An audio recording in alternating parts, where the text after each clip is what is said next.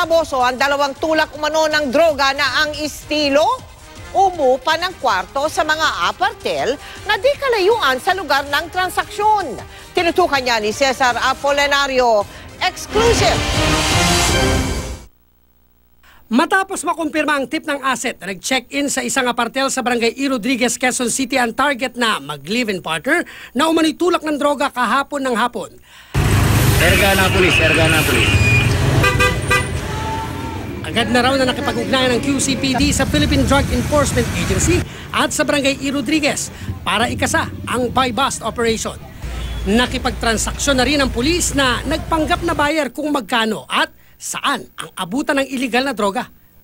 Ang gusto nung pusher ay dun mag-abutan sa loob ng supermarket, pero ayaw pumayag ng mga pulis dahil mahigpit dun sa loob.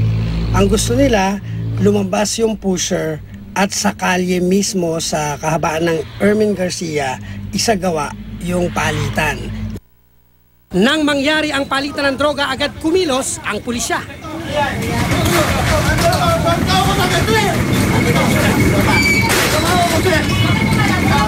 Huli sa pagbebenta ng iligal na droga sina Paulo Verdadero at Maria Lourdes Tumlod. Pero alam niyo po na drugs ang laman. Yung kasi para lang po may makain yung mga anak. Pero di ba alam niyo bawal ang pagbebenta ng drugs? Kapit lang naman po sa patalim kasi wala po yung mga anak. 8 plastic na may lamang hinihinalang shabu ang nakumpiska kay Tumlod. 5 plastic naman ang nakuha kay Verdadero. Nang tanungin kung saan galing ang nasa 50 hanggang 70,000 pisong halaga ng hinihinalang shabu. Inutos lang po sa amin yan, sir eh. Inutos nino po? Siya po yung sir, hindi po siya. Naturuan na kayo kaya kasi tapos na. Ang namomonitor po namin ito, 2 weeks na po sila ang nagbibigay dito sa area po ng Cubao eh. Pinuntahan din ang kwarto sa apartel. Pinanggalingan ng mga sospek. Naabutan dito ang isang babae at isang lalaki. Itinanggi nilang sangkot sila sa droga, pero nang halugugin ang kwarto, may nakitang mga shabu paraphernalia. Ang babaeng sospek na pag-alamang dati ng sumuko at umaming runner ng droga. Ba't gumagamit ng motel?